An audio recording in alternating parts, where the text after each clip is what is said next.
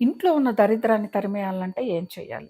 ఏవండీ దరిద్రం ఇంట్లోనో, ప్రపంచంలోనో ఉండదు. మన మనస్సులో, మన ఆలోచనలో దరిద్రం ఉంటుంది. ముందు దాన్ని క్లీన్ చేసేయండి. దరిద్రం అంటే ఏంటిది? ఎప్పుడు అధిక కోపం, అధిక నిద్ర, అధిక తిండి, అతి కో అతి కో ఏ అతిగా మాట్లాడడం ఇవన్నీ కూడా దరిద్రానికి సంకేతాలు.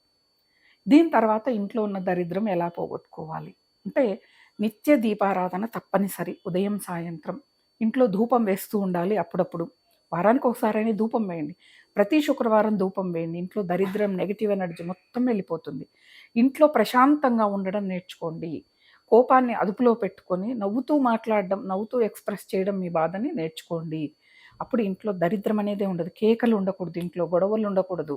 అప్పుడు దరిద్రం ఏముందండి ఇంట్లోంచి ఆటోమేటిక్‌గా వెళ్ళిపోతది. ఉండదు ఇంట్లో. ఇవి ఇవన్నీ కూడా అండి మీరు ఏమన్నా అనుకోండి అనుభవంతో, ఎక్స్‌పీరియన్స్‌తో ఇవన్నీ కూడా నేను